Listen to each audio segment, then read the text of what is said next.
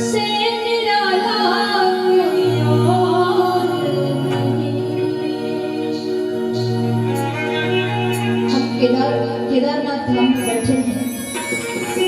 सब महादेव जी को, बालाजी को मानने वाले हैं।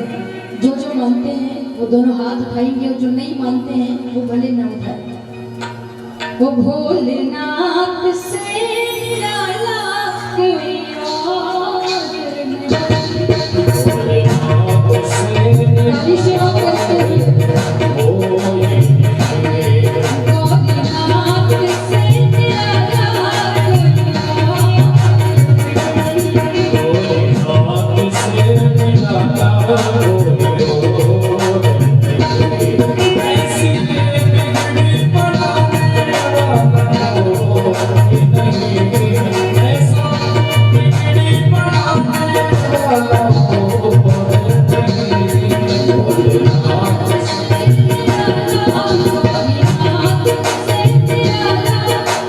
और नहीं।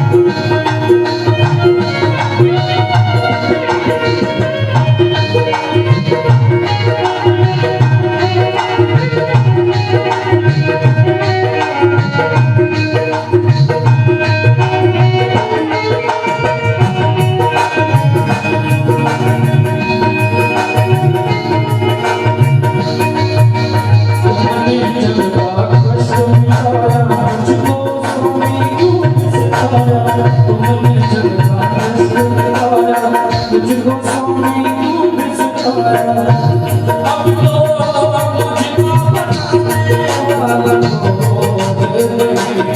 अब तो मुझको बनाने वाला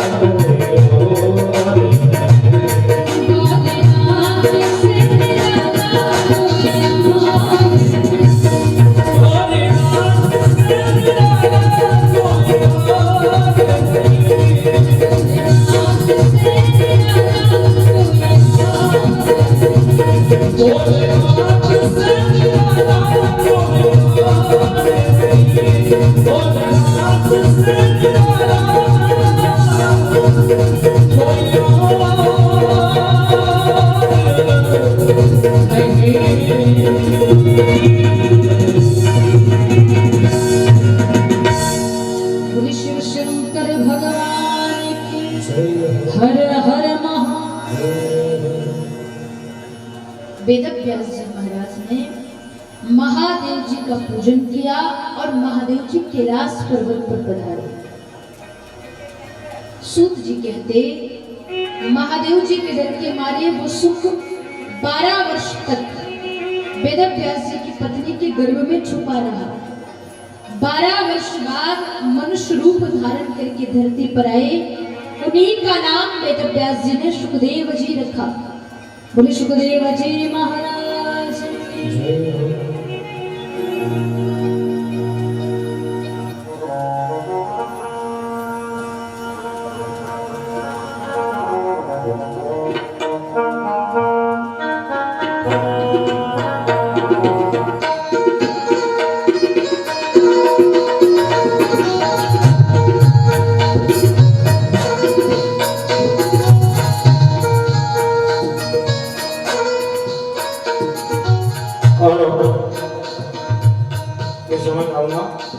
हमारे बीच हमारे झालावाड़ से साहब श्री ब्रजमोहन जी पधारे। मैं चाहूँगा कि आप पधारे और माँ भगवत का पूजन और साथ में सर्वसाध चंद्रभान सिंह जी आकर के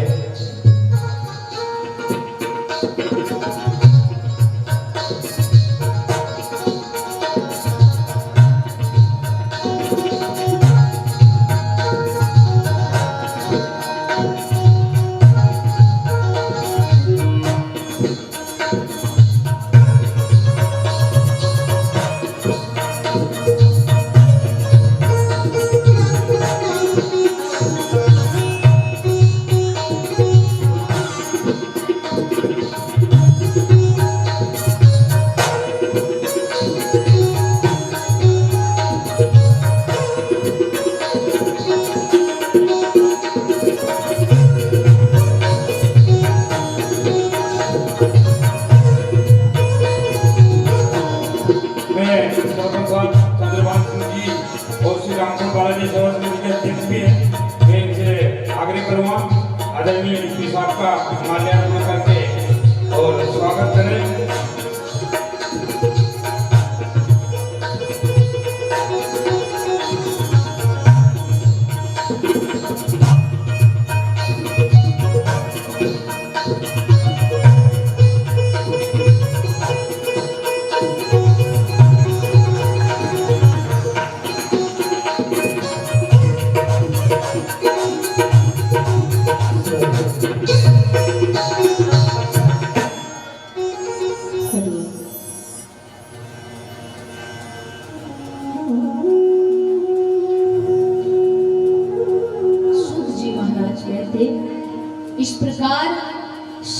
सुखदेव जी महाराज का प्राकट्य हुआ।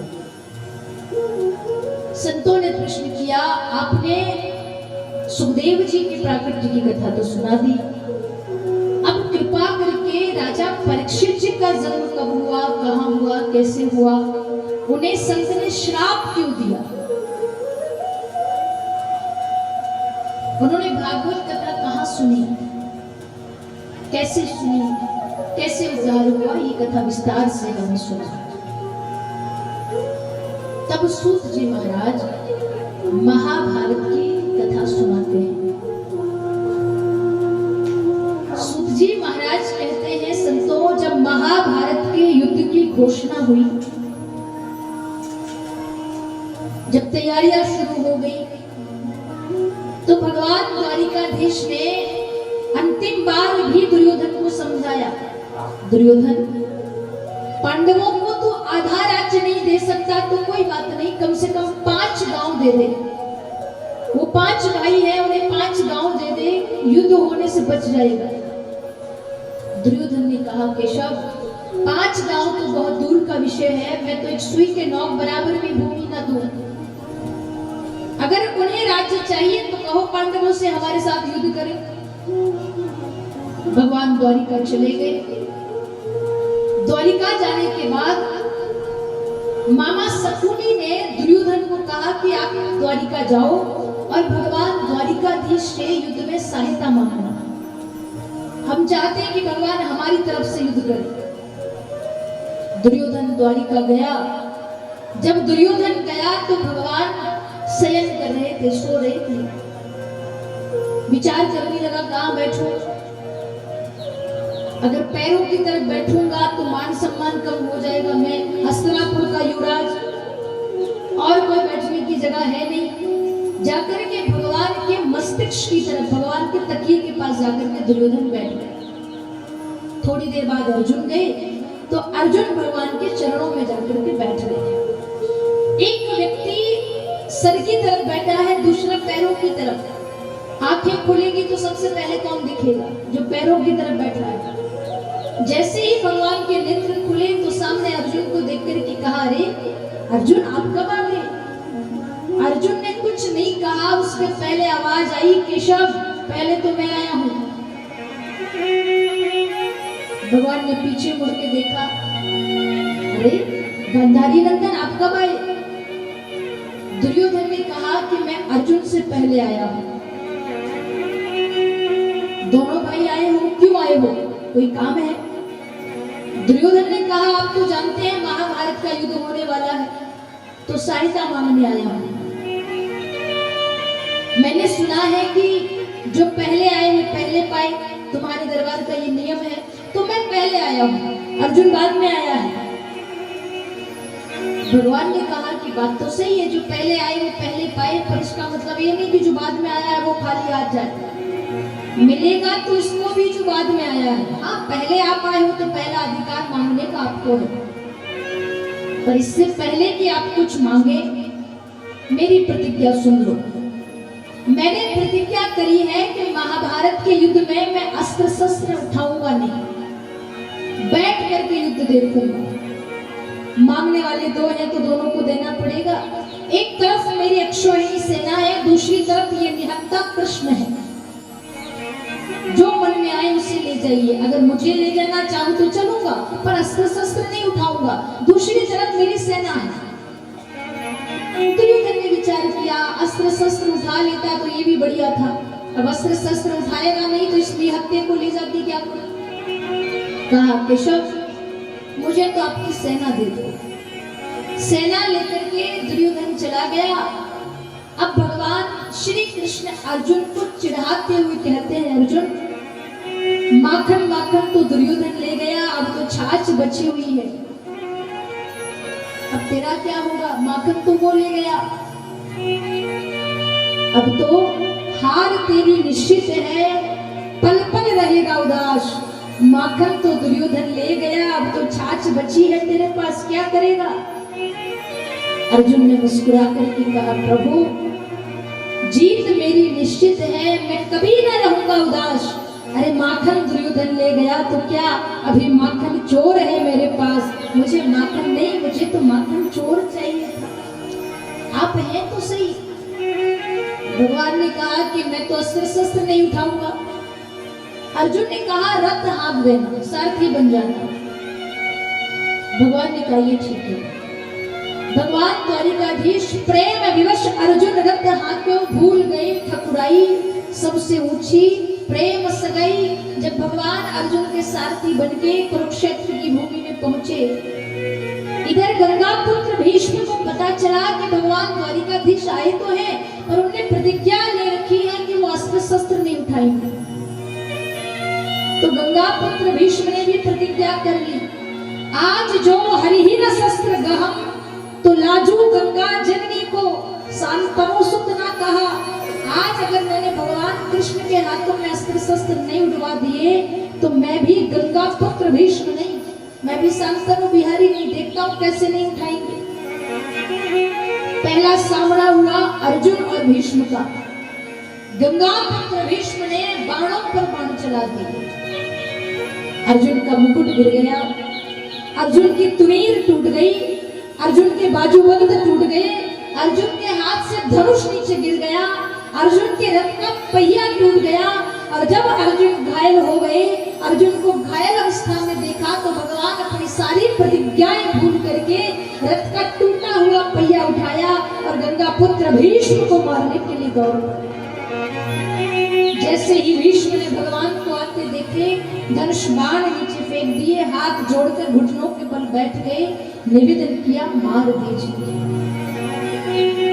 ऐसा अवसर कहाँ मिलेगा? देहांत काले तुम सामने हो, बंसी बजाते मन को लुभाते, यही गीत गाते मैं तननाथ त्यागू, गोविंद दामोदर माधवे, तो मार दीजिए मुझे। भगवान ने कहा गंगा पुत्र युद्ध करो मेरे साथ। गंगा पुत्र ने कहा नहीं। रोने लगे गंगा पुत्र, पृथ्वी कांपने लगी। कहा जाता है भगवान अगर अपनी प्रतिज्ञा भूल जाए तो पृथ्वी पर प्रलय आ जाता है। जब पृथ्वी कांपने लगी तो भगवान का दुपट्टा पीतांबर धरती पे गिरा और धरती देवी को कहा देवी आपको प्रलय में जाने की जरूरत नहीं है, ये तो एक भक्त की प्रतिज्ञा पूरी करने के लिए आज भगवान ने अपनी प्रतिज्ञा तोड़ी। आज गंगा पुत्र रोने लगे, प्रबल प्रेम के पाले पड़ के प्रभु को नियम बदलते देखा, अपना मान टले टल जाए, अपने भक्तों का मान न करते देखा। आज स्वयं हार गए ताकि मेरा भक्त जीत जाए। उठो गंगा पुत्र मेरे साथ युद्ध करो। गंगा पुत्र ने कहा प्रभु ऐसा मेरी प्रतिज्ञा में क्या था जिसे पूरी करने के लिए आपने अपनी प्रतिज्ञा तोड़ दी। अब और जीना नहीं चाहता। आप सामने खड़े हो, मैं ये शरीर त्याग दूं, इससे सुंदर दृश्य और क्या होगा। भगवान ने कहा याद है आपने वेदव्यास जी को वचन दिया था जब तक ये हस्तिनापुर चारों तरफ से सुरक्षित नहीं हो जाएगी तब तक आप शरीर नहीं त्याग सकते। आपको इच्छा मृत्यु का वरदान है। आप अपने कर्तव्य से मुख नहीं मोड़ सकते। अभी तो युद्ध करना पड़ेगा। गंगा पुत्र ने कहा युद्ध तो करूं पर फिर मेरी एक शर्त है, जब मेरा अंतिम समय आए तो आप ठीक इसी प्रकार मेरे सामने आकर के खड़े हो जाना, जैसे अभी खड़े हो ऐसे खड़े हो जाना, तब तो मैं युद्ध करूं, अन्यथा मैं अभी शरीर त्याग दूं। इतना तो करना स्वामी जब प्राण तन से गोविंद नाम लेकर फिर प्राण तन से निकले। जब इस शरीर में त्यागू ना, पहली शर्त है आप मेरे सामने आ जाना, दूसरी शर्त है मेरी जिह्वा पर आपका नाम आ जाए। भगवान ने गंगा पुत्र भीष्म की शर्त को मान लिया, वचन दे दिया जब तुम्हारा अंतिम समय आएगा तो मैं तुम्हें दर्शन देने आ जाऊंगा। युद्ध आरंभ हुआ। महापुरुष कहते हैं युद्ध को चलते चलते 5 दिन हो गए। कौरव सेना के बड़े बड़े सेना नायक मारे गए। पांडवों में से किसी का बाल भी बांका नहीं हुआ। ये देख करके दुर्योधन को क्रोध आ गया और दुर्योधन ने क्रोध में आकर के कहा, पितामह आप भले मेरी सेना में युद्ध कर रहे हैं पर आप पांडवों को विजयी करना चाहते हैं। आप चाहें तो एक बाण से 5 पांडव मर सकते हैं पर आप चाहते नहीं कि हम जीत जाएं। कोई बात नहीं, पर याद रखिए अपने पांडवों का नहीं कौरवों का नमक खाया है और नमक के ऋणी होकर के मत रहिएगा। जब ये सुना तो गंगा पुत्र भीष्म को अतिशय क्रोध आ गया। आज एक और प्रतिज्ञा कर ली, अब कल का सूर्य तभी अस्त होगा जब पांडवों में से कोई एक मारा जाएगा। जैसे ही भीष्म ने प्रतिज्ञा करी भगवान मौन हो गए। भगवान विचार करने लगे, गंगा पुत्र की प्रतिज्ञा तो इस कृष्ण को भी पूरी करनी पड़ती है, क्या होगा। युद्ध को रोक दिया। शाम हो गई, सब अपने अपने शिविर में अपने अपने कक्ष में चले गए। पांडव रात्रि विश्राम करने के लिए चले गए। सब सो गए। आधी रात हो गई, भगवान द्वारिकाधीश को नींद नहीं आई। अर्जुन के पास गए, अर्जुन तू सो रहा है। अर्जुन ने जो चादर ओढ़ रखी थी वो हटाई। उठो अर्जुन, सोने का समय नहीं है। अर्जुन ने कहा, प्रभु युद्ध करके आया हूँ, थक गया हूँ, आराम की जरूरत है तो करने दीजिए ना। भगवान के भले आदमी, मृत्यु तेरे दरवाजे पर खड़ी है। तुझे याद है गंगा पुत्र ने क्या प्रतिज्ञा करी है। अर्जुन ने कहा, मुझे याद है पितामह ने कहा है कल का सूर्य तभी अस्त होगा जब पांडवों में से कोई एक मारा जाएगा। भगवान कहे अगर मृत्यु गंगा पुत्र के हाथ से होगी तो पहला नंबर किसका लगेगा जानते हो। अर्जुन ने कहा, जानता हूँ, पहला नंबर मेरा ही लगेगा क्योंकि पितामह युद्ध के लिए मुझे ही चुनेंगे। भगवान ने कहा, भले आदमी, जिसके घर के दरवाजे पर मृत्यु खड़ी होकर के तेरे घर का दरवाजा खटखटा रही है और तू आराम से सो रहा है, ये सोने का समय है। अर्जुन जाग जा, आज अगर सो गया तो हमेशा के लिए सोना पड़ जाएगा, अभी सोने का समय नहीं है। अर्जुन ने बड़ी सुंदर बात कही, केशव मैं जानता हूँ मैं भले सो रहा हूँ पर आप जाग रहे हैं और जिसके लिए जगत का पालनहारा जाग रहा हो उसका तो कोई बाल भी बांका नहीं कर सकता। मुझे मृत्यु का कोई भय नहीं।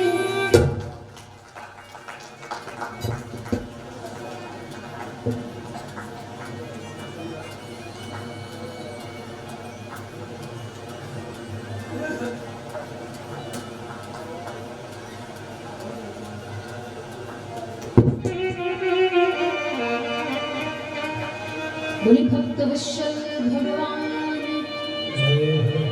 अर्जुन ने कहा, मुझे मृत्यु का कोई भय नहीं है। अर्जुन तो सो गए।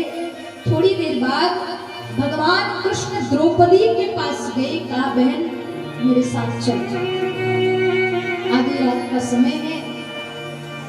द्रौपदी को लेकर भगवान भीष्म के शिविर की तरफ गए। कहा जाकर के भीष्म को प्रणाम करना, जब तक आशीर्वाद न दे तब तक सर मत हटाना। मैंने सुना है महापुरुषों के मुखारविंद से, जब भगवान द्रौपदी के साथ जा रहे थे तो द्रौपदी ने पांव में जो पादुकाएं पहन रखी थी ना, वो चर चर की आवाज कर रही थी। भगवान ने कहा वो भीष्म बड़ा चतुर है, आवाज सुन के पहचान जाएगा कौन आया है। द्रौपदी की पांव की पादुकाएं निकलवा करके अपने दुपट्टे में लपेट के भगवान ने हाथ के नीचे छुपा ली। कहा वचन गंगा पुत्र भीष्म अपने शिविर में सो रहे थे, आंखें बंद है, नींद नहीं आ रही है, आंखों के ऊपर हाथ रखा हुआ है। द्रौपदी ने जाकर प्रणाम किया। भीष्म ने विचार किया ये तो कौरवों का शिविर है, या तो दुर्योधन की पत्नी आई होगी या तो दुशासन की पत्नी आई होगी। दोनों हाथ उठा करके गंगा पुत्र भीष्म ने आशीर्वाद दे दिया, अखंड सौभाग्यवती भव। जैसे ही नेत्र खोले तो सामने द्रौपदी को देखा और द्रौपदी को देख करके भीष्म ने कहा, मैं जानता हूं तो अकेली नहीं आई है, वो कहाँ है जो तुझे लेकर के आया है। शिविर के द्वार की तरफ देखा तो हवा में भगवान का पीतांबर उड़ रहा था। गंगापुत्र ने कहा, केशव भीतर आ जाइए, मैंने आपको पहचान लिया। भगवान द्वारिकाधीश मुस्कुराते हुए जब भीतर आए, गंगापुत्र भीष्म ने कहा, क्या हुआ, आप मुस्कुरा रहे हैं। भगवान ने कहा, आज मैंने कुरुक्षेत्र में बहुत बड़े योद्धा को ये प्रतिज्ञा लेते सुना है, कल का सूर्य तभी अस्त होगा जब पांडवों में से कोई एक मारा जाएगा। और अभी अभी मैंने ज्येष्ठ पिता को, अपने पुत्र वधू को आशीर्वाद देते सुना है कि तेरा सुहाग अखंड हो जाए। मैं ये सोच करके मुस्कुरा रहा हूं कि कल कौन जीतेगा, एक प्रतिज्ञा या आशीर्वाद। रोकर के गंगापुत्र ने कहा, केशव प्रतिज्ञा तो मैंने ले ली थी पर बड़ा व्याकुल था, अब क्या होगा। मैं जानता भी था कि जिसके साथ कन्हैया है उसका तो कोई बाल भी बांका नहीं कर सकता। जाको रात के साइया मार सके न कोई, बाल न बांका कर सके चाहे जग बैरी होए। मैं जानता था कि तुम कोई ना कोई उपाय जरूर करोगे। हे केशव, इतनी कृपा करी है, थोड़ी और कर देना। अर्जुन से कहना कि कल जब वो युद्ध करने आए तो अकेला नहीं आए, अपने साथ शिकंडी को लेकर के आए। अपने सामने शिकंडी को खड़ा करके शिकंडी की आड़ में छुप करके मुझे बाणों की सैया पर सुला दी और महाभारत का युद्ध जीत गए। छठे दिन के युद्ध में गंगापुत्र भीष्म को बाणों की सैया पर सुला दिया। महाभारत का युद्ध चलता रहा। बड़े बड़े सेना नायक, बड़े बड़े योद्धा मारे गए। धृतराष्ट्र के कई सारे बेटे मारे गए। अंत में दुर्योधन और भीमसेन का सामना हुआ। दुर्योधन की जंगाह तोड़ करके सरोवर के किनारे पर भीमसेन ने फेंक दी। प्राण नहीं निकल रहे थे, बड़ा तड़प रहा था। उस समय द्रोणाचार्य जी का बेटा अश्वत्थामा आया। अश्वत्थामा ने कहा, दुर्योधन तेरी अंतिम इच्छा क्या है। दुर्योधन ने कहा, मैं चाहता हूं पांडवों में से 5 न सही किसी एक भाई का कोई शीश काट करके मुझे ला के दे दे। हम 100 भाई 100 के 100 मारे गए और वो पांचों के पांचों जीवित हैं। अश्वत्थामा ने विचार किया, रात का समय है, सब एकदम निश्चिंत होकर सो रहे होंगे, अभी जाऊंगा सबके शीश काट करके ले आऊंगा। अश्वत्थामा यहाँ से निकला। उधर भगवान द्वारिकाधीश को ज्ञात हो गया कि अश्वत्थामा आ रहा है। पांडवों को जगाया और कहा, मेरे साथ वन विहार करने चलो। सबको लेकर के भगवान वन विहार करने चले गए। जहां पांडव विश्राम करते थे वहां द्रौपदी के 5 पुत्र आकर के सो गए। अश्वत्थामा आया, पांडव समझ करके द्रौपदी के 5 पुत्रों के शीश काट करके ले गया। ले जाकर के दुर्योधन को दिए। दुर्योधन ने शरीर त्याग दिया। इधर द्रौपदी ने जब अपने पुत्रों के शव देखे, रोते विलाप करते अर्जुन के पास गई। अर्जुन घाव देख करके पहचान गए, ये तो अश्वत्थामा के बाणों के घाव हैं। भगवान को साथ लेकर गए, अश्वत्थामा को बंदी बना करके लाए। ला करके द्रौपदी के सामने खड़ा कर दिया। रोती हुई द्रौपदी अपने आंसू पोंछती है, आसन से खड़ी होती है, अश्वत्थामा की रस्सियां खोलने लगती है। भीमसेन ने कहा, पांचाली आप जानती है ये कौन है? ये वही है जिसने तुम्हारे 5 पुत्रों को मारा है। तुम इसे मार दो, हिसाब बराबर हो जाएगा। द्रौपदी ने कहा, मैं इसे मार तो दूं, पर इसे मार देने से मेरे 5 बेटे जीवित नहीं हो जाएंगे। जैसे आज मैं बिलक बिलक के रो रही हूं, कल को इसकी मां रोएगी। और दूसरी बात, ये ब्राह्मण का बेटा है, तुम्हारे गुरु का बेटा है। शास्त्र कहते हैं, पूजहु विप्र सकल गुणहीना, हम इसे मार नहीं सकते, ब्रह्म हत्या लगेगी। भगवान मुस्कुराने लगे। अर्जुन ने कहा केशव क्या द्रौपदी सही कह रही है? भगवान ने कहा बात तो सही है, ब्राह्मण को मारना तो नहीं चाहिए। अर्जुन ने कहा तो फिर छोड़ दो।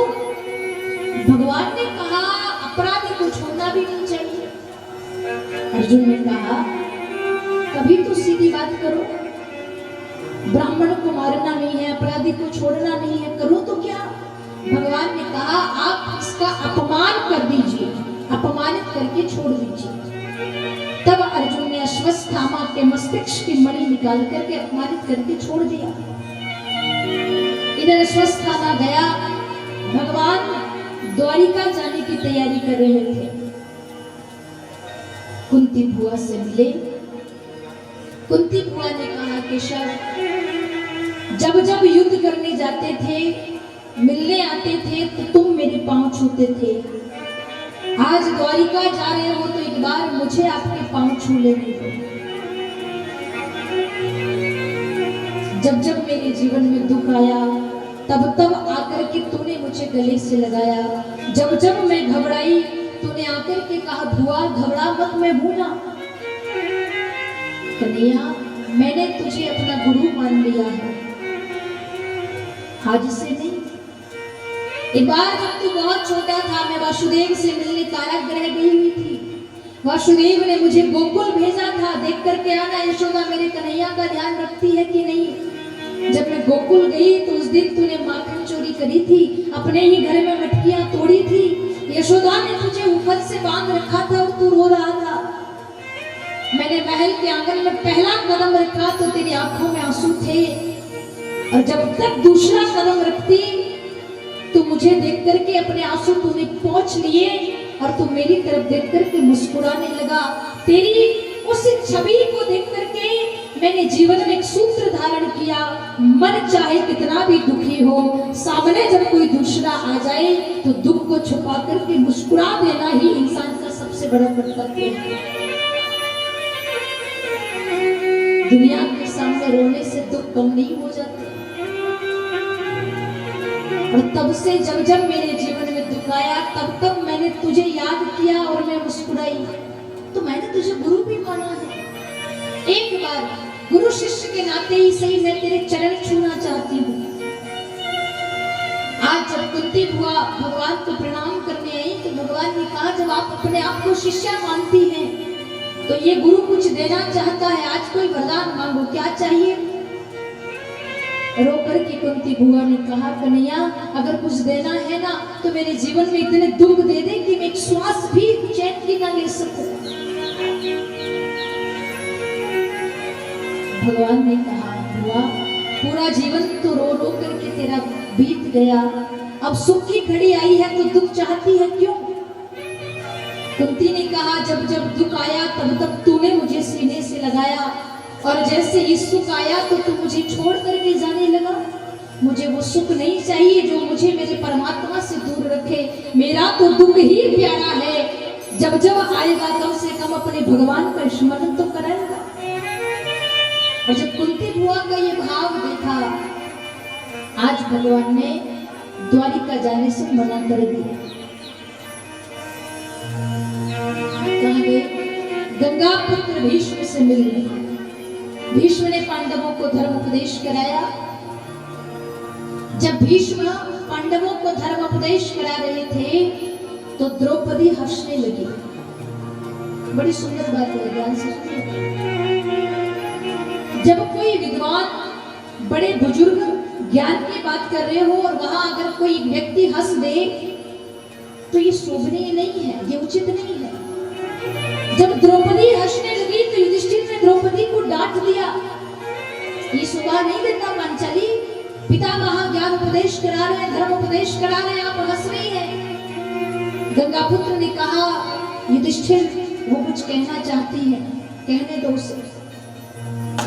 द्रौपदी ने कहा क्षमा चाहती हूँ पितामह, आज तुम्हारे मुख से बड़ी बड़ी ज्ञान की बातें सुनकर के मुझे वो दिन याद आ गया जब भरी सभा में दुशासन मेरा चीर हरण कर रहा था, मैं सबके आगे हाथ जोड़ रही थी। उस समय तुम्हारे ये ज्ञान की बातें कहाँ चली गई थी? उस समय एक भी किसी धर्म गुरु ने धर्म का उपदेश दुशासन को क्यों नहीं दिया? आज पांडवों के सामने करा रहे, उस समय आपका ज्ञान कहाँ चला गया था? गंगा पुत्र ने कहा, बेटी उस समय मैंने दुर्योधन का दूषित अन्न खा रखा था। उस दूषित अन्न के कारण मेरी बुद्धि काम नहीं कर रही थी। जब अर्जुन ने अपने बाण चलाए, दूषित अन्न से जो रक्त बना था वो सारा रक्तपात हो गया। ये बुद्धि निर्मल हो गई और मैं पुनः धर्म उपदेश करने योग्य बन गया। इसलिए संत कहते हैं, ब्राह्मण भी जब भिक्षा मांगने जाता है तो घर देख करके भिक्षा लेता है। उस घर में कभी अन्न ग्रहण न करे जिस घर का अन्न दूषित हो। आज गंगा पुत्र ने धर्म उपदेश कराया, शरीर त्याग दिया, पांडवों ने अंतिम संस्कार किया, पुनः घर आए। अब भगवान ने पांडवों को धर्म उपदेश कराया। भगवान ने कहा, धर्मराज मैं द्वारिका जा रहा हूं, कुछ दिनों बाद द्वापर युग समाप्त होगा, कलयुग आएगा। पांडवों ने पूछा, कलयुग कैसा होगा? कलयुग जब आएगा तो क्या होगा? कलयुग में क्या क्या घटनाएं घटेगी? भगवान ने पांडवों को कहा, तुम पांचों भाई वन में जाओ, जो जो तुम्हें दिखे आकर के मुझे बताना, फिर मैं बताऊंगा कि कलयुग कैसा होगा। पांचों पांडव जब गए, सबसे आगे युधिष्ठिर जा रहे थे। युधिष्ठिर ने देखा जंगल में एक 2 सूंड वाला हाथी सामने नजर आया। युधिष्ठिर वहां से मुड़ गए, थोड़ी आगे बढ़े। अर्जुन ने देखा कि एक हंस जिसका रंग सफेद है, जिसके पंखों पे वेद लिखा है, वो मुर्दे का मांस खा रहा है। आगे बढ़े, भीमसेन ने देखा 5 घड़े रखे हुए थे, एक घड़ा भरा हुआ था, 4 घड़े खाली थे, सबका आकार एक जैसा था। भीमसेन ने उस भरे हुए घड़े का पानी निकाल करके चारों घड़े भर दिए, और जब एक घड़ा खाली हो गया तो वो 4 घड़ों का जल मिला करके भी एक घड़ा नहीं भर सका। नकुल ने देखा एक गाय ने बछड़े को जन्म दिया, उसे अपनी जिह्वा से इतना चाट रही है कि उस बछड़े के प्राण हर लिए। सहदेव ने देखा एक पत्थर एक पहाड़ से लुढ़कता हुआ आया, बड़ी बड़ी चट्टानों से, बड़े बड़े पेड़ों से टकराया, कहीं नहीं रुका। एक छोटे से तुलसी के पौधे से जब टकराया तो वहां रुक गया। पांचों भाई भगवान के पास आए और भगवान के पास आकर के जो जो वन में देखा है वो बताने लगे। धर्मराज ने कहा, केशव मैंने जीवन में पहली बार 2 सूंड वाला हाथी आज देखा, इसका मतलब क्या है? भगवान ने कहा, धर्मराज जब कलयुग आएगा तो पहला प्रकोप कलयुग के राजा पर दिखाएगा। कलयुग में जो राजा होंगे वो 2 मुहे होंगे, हर तरफ से जनता का शोषण करेंगे, जनता के सामने कुछ कहेंगे, जनता के बाद में कुछ कहेंगे। वो 2 सूंड वाला हाथी कलयुग का 2 मुहा राजा होगा। अर्जुन ने कहा, मैंने देखा कि एक हंस मुर्दे का मांस खा रहा था, इसका मतलब क्या? भगवान ने कहा कि जब कलयुग आएगा तो धर्म की आड़ में छुप करके कहीं बड़े बड़े गलत काम किए जाएंगे। पर्दा धर्म का होगा और धर्म की आड़ में बड़े बड़े गलत काम किए जाएंगे। कोई रोकेगा नहीं क्योंकि आड़ धर्म की होगी। भीम ने कहा, मैंने 5 घड़े देखे, एक भरा हुआ था, 4 खाली थे। उस भरे हुए घड़े का पानी निकाल के मैंने 4 घड़े भर दिए, और जब वो एक खाली हो गया तो चारों घड़ों का पानी मिला के एक को नहीं भर सका। इसका मतलब भगवान ने कहा जब कलयुग आएगा, एक पिता 4 संतानों का पालन करेगा, और जब वो पिता वृद्ध हो जाएगा, बूढ़ा हो जाएगा, तो 4 बेटे मिलकर के भी एक पिता की सेवा ठीक से नहीं कर पाएंगे। ये कलयुग का तीसरा सत्य होता वही है।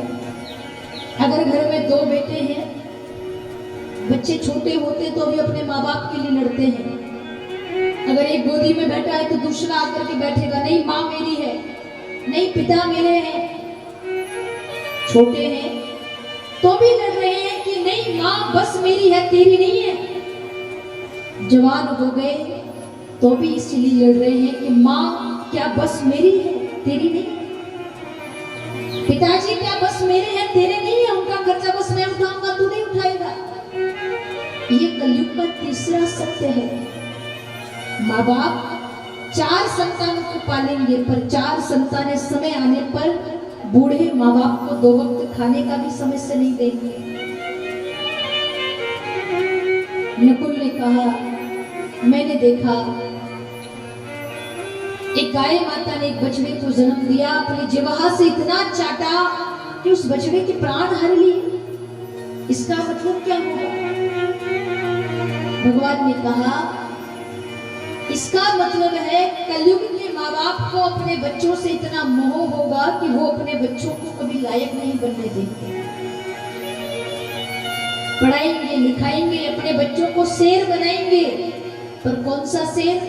सर्कस वाला शेर। शेर तो बनाएंगे पर पिंजरे में रखेंगे, लाड़ प्यार के पिंजरे में अपने बच्चों को शेर बनाएंगे।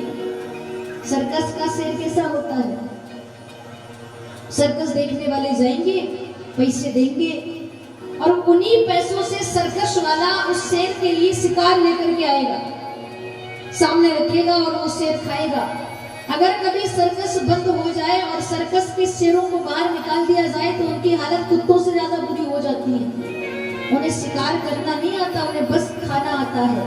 और कलयुग के माँ बाप अपने बच्चों को उसी सर्कस का शेर बनाएंगे, लाड़ प्यार में पालेंगे, काम करने नहीं देंगे। माँ बाप के जाने के बाद उन शेरों की हालत कुत्तों की भांति हो जाएगी, फिर वो चाह के भी कुछ नहीं कर पाएंगे। देखा भी हमने, जवान बेटा बेटी घर में हो फिर भी माँ बाप कहते तुम काय को करो, हम कर तो रहे हैं, तुम्हारी अभी उम्र नहीं हुई काम करने की, हमारी ये चमड़ी कहाँ काम आएगी, हम कर रहे हैं, तुम बैठ करके खाओ। बिठा बिठा करके खिलाने की आदत बना दी और जब दुनिया से आप चले जाओगे तो फिर कौन उन्हें खिलाने आएगा? आदत नहीं है कमा के खाने की तो भूखों ही मरेंगे। संत कहते हैं बच्चे जैसे जैसे बड़े होने लगे बच्चों को घर गृहस्थी के काम सिखाइए आप। हम कहते हैं हमारा बेटा तो पढ़ा लिखा है, विदेश में पढ़ने गया है, वो क्या जाने फसल कैसे उगाई जाती है, फसल कैसे काटी जाती है। जरूरी नहीं है कि विदेश में पढ़ने गया है तो नौकरी लग कर ही आएगा। अगर नौकरी नहीं लगेगी तो आएगा तो खेत में काम करने। और जिसको खेती किसानी समझ में नहीं आती, भले वो विदेश में पढ़ करके आया है, फिर भी उसकी हालत धोबी के कुत्ते जैसी हो जाएगी, ना वो घर का रहेगा ना घाट का। पढ़ाई के साथ साथ बच्चों को काम करना भी सिखाइए। बच्चे जब बड़े हो जाए, उस लायक हो जाए कि अपना बिस्तर खुद मोड़ सकते हैं, तो बच्चों का बिस्तर मोड़ना बंद कर दीजिए, उनसे कहिए अपना बिस्तर खुद उठाओ। बच्चे जब अपने कपड़े धोने लायक बड़े हो जाए तो उनके कपड़े खुद धुलवाइए। पढ़ाई के साथ साथ कर्तव्यनिष्ठ भी बनाइए, अन्यथा कलयुग के बच्चे बस सर्कस का शेर बन करके रह जाएंगे। ये कलयुग की चौथी सच्चाई है। सहदेव ने कहा मैंने देखा एक पत्थर पहाड़ से लुढ़कता हुआ आया, बड़े बड़े पत्थरों से टकराया, चट्टानों से टकराया, पेड़ों से टकराया, कहीं नहीं रुका। गिरता हुआ जब आया एक तुलसी के पौधे से टकराया तो रुक गया। इसका मतलब क्या होगा? तो भगवान ने कहा कि कलयुग में मनुष्य का जो मन है वो माया मोह में इतना गिरेगा, गिरता ही चला जाएगा, कहीं नहीं रुकेगा। पर गलती से भी यदि किसी संत की शरण में चला जाएगा, गलती से भी यदि किसी सत्संग में चला जाएगा, तो एक क्षण का सत्संग ही उस गिरते हुए मन को रोक देगा। ये कलयुग की 5वीं सच्चाई होगी। ऐसा कलयुग हो। कलयुग का ज्ञान उपदेश करा के अब भगवान द्वारिका जाने की तैयारी कर रहे हैं। इधर अश्वत्थामा ने अपने अपमान का बदला लेने के लिए ब्रह्मास्त्र छोड़ दिया। अभिमन्यु की पत्नी उत्तरा के गर्भ में खूब पीड़ा होने लगी। उत्तरा भागते हुए भगवान के चरणों में आ गिरी। पाहि पाहि महायोगिन देव देव जगतपते हे प्रभु रक्षा करिए। तब भगवान ने चरण के अंगूठे जितना रूप धारण किया, उत्तरा के गर्भ में गए, उस शिशु की रक्षा करी और भगवान द्वारिका चले गए। भगवान के जाने के बाद उत्तरा ने सुंदर बालक को जन्म दिया। ब्राह्मण आए, नाम रखा परीक्षित। उस बालक की जन्म कुंडली देख करके ब्राह्मणों ने कहा, धर्मराज आपका बेटा विद्वान होगा, ज्ञानी होगा, धर्म धुरंधर होगा, बहुत बड़ा सम्राट होगा, पर जब ये 45 साल का होगा तो इसके हाथों से पाप होगा, ये एक संत का अपमान करेगा, संत इसे श्राप देंगे, ये सुक्ताल में जाकर के भागवत कथा सुनेगा और इसका उद्धार हो जाएगा। ब्राह्मण चले गए। धीरे धीरे परीक्षित बड़े हुए तो इनका विवाह हुआ। विवाह के बाद इनके घर एक पुत्र का जन्म हुआ जिसका नाम है जनमेजय। पांडव हिमालय चले गए परीक्षित का राज्याभिषेक करके।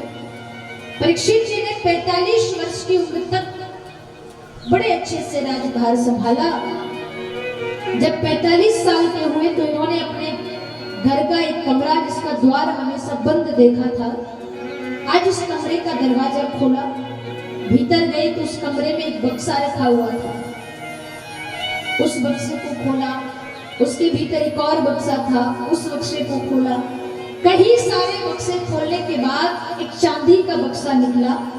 चांदी के बक्से को खोला तो लाल रंग के कपड़े में लपेटा हुआ, हीरे मोतियों से जड़ा हुआ सोने का बड़ा प्यारा मुकुट रखा था। परीक्षित ने वो मुकुट अपने सिर पे धारण किया। शिकार करने के लिए घर से बाहर निकले। जैसे ही महल से बाहर निकले तो देखा एक काला कलूटा सा व्यक्ति एक गाय और बैल को बड़ी पहरे में से पीट रहा था। महाराज ने पूछा तो कौन है? उसने कहा महाराज मेरा नाम है कलयुग। जो गाय का रूप धारण करके आई वो साक्षात पृथ्वी, जो बैल का रूप धारण करके आए वो साक्षात धर्म। महाराज ने कहा ये अत्याचार क्यों कर रहा है? कलयुग ने कहा कि हम 4 भाई हैं, सतयुग, त्रेता युग, द्वापर युग और कलयुग। 3 भाइयों का शासन खत्म हो गया, अब मेरा आया है और मेरे शासन काल में तो सारा ऐसा ही होगा जो दिख रहा है। तुरंत परीक्षित जी ने तलवार उठाई, कलयुग को मारने के लिए दौड़े और जैसे ही कलयुग को मारने दौड़े कलयुग महाराज की शरण में आ गए। कहा महाराज मुझे मारिएगा नहीं, रहने के लिए कुछ स्थान दे दीजिए, आप जहां कहेंगे जैसे कहेंगे मैं वैसे रहूंगा। तब महाराज परीक्षित ने कलयुग को रहने के लिए 4 स्थान दिए। पहला स्थान जहां दूध क्रीड़ा हो, जहां जुआ खेला जाए वहां तेरा वास होगा। दूसरा स्थान जहां नशा किया जाए, मद्यपान, जहां शराब पी जाए वहां तेरा वास होगा। तीसरा स्थान जहां परस्त्री पर पुरुष का संग हो वहां तेरा वास होगा। चौथा स्थान स्वर्ण में तेरा वास होगा। स्वर्ण का एक अर्थ है अहंकार, एक अर्थ है सोना। अब सोना तो सब पहनते हैं, कोई हाथ में, कोई गले में, कोई कान में, कोई नाक में। क्या हर एक सोने में कलयुग है? सूत जी कहते हैं जो धन, जो सोना चांदी चोरी और बेईमानी से लाया गया होगा उसमें कलयुग का वास होगा। इतना कहा तुरंत कलयुग महाराज परीक्षित के सिर पे रखे मुकुट में जाकर के बैठ गया, क्योंकि महाराज के सर पे जो मुकुट है वो मुकुट चोरी का है। अब हमने तो कभी सुना नहीं कि पांडवों ने चोरी करी थी, फिर मुकुट चोरी का कहां से आया? तो महापुरुष कहते हैं कि जब भीमसेन ने जरासंध का वध किया था तो निशानी के रूप में जरासंध का मुकुट चुरा करके लाए थे, उसे छुपा करके रखा था। वही मुकुट आज परीक्षित ने धारण किया। कलयुग महाराज परीक्षित के मुकुट में बैठ गए। दिन भर शिकार के लिए भटकते रहे। कलयुग ने अपना प्रकोप दिखाया। शाम को भटकते भटकते एक समीर नाम के महात्मा जी के आश्रम में पहुंचे। बार बार आवाज लगाई, मैं राजा परीक्षित हूँ, मुझे प्यास लग रही है, जल पिला दो। समीर ऋषि ध्यान में थे, किसी ने नहीं सुनी आवाज। राजा को क्रोध आ गया, एक मरा हुआ सर्प उठाया संत के गले में डाल करके चले गए। परीक्षित जी के जाने के बाद समीक ऋषि के शिष्य जिनका नाम था श्रृंगी ऋषि वो आए। उन्होंने जब अपने गुरुजी के गले में मरा हुआ सर्प देखा तो क्रोध में आकर के श्राप दे दिया, जिस भी मूर्ख राजा ने मेरे गुरु के गले में ये मरा हुआ सर्प डाला है, श्राप देता हूँ आज से 7वें दिन उसे तक्षक नाग डसेगा और उसकी मृत्यु हो जाएगी। घर जाकर के जब परीक्षित जी ने मुकुट उतारा, याद आया मैंने संत का अपमान कर दिया, दौड़ करके संत के पास गए, क्षमा मांगने लगे, मुझे क्षमा कर दीजिए। शमीक ऋषि ने कहा राजन, श्राप तो वापस नहीं लिया जा सकता, पर आप चाहो तो इन 7 दिनों में आपका उद्धार जरूर हो सकता है। कैसे? भागवत कथा सुन के। कई सारे संतों के पास परीक्षित जी गए, निवेदन किया मुझे भागवत सुना दो, कोई तैयार नहीं हुआ। तब महाराज परीक्षित सुक्ताल तीर्थ गए। सुक्ताल तीर्थ में कई सारे विद्वान साधु संत बैठे हैं, उनसे निवेदन किया भागवत कथा सुना दो, कोई नहीं उठा, क्योंकि जितना आनंद सुनने में आता है उतना सुनाने में नहीं आता। तब वहां श्री वेदव्यास नंदन सुखदेव जी महाराज का पदार्पण हुआ। जब सुखदेव जी महाराज पधारे, परीक्षित जी ने स्वागत सम्मान किया और बड़ा सुंदर भाव किसी साधक ने गाया, महाराज सतगुरु आंगन आया मैं बारी जाऊं। आइएगा सब मिलकर के अपने अपने गुरु महाराज का स्मरण करेंगे। बोले सतगुरुदेव की हो बारी जाऊं रे, गुरा बलहारी जाऊं रे,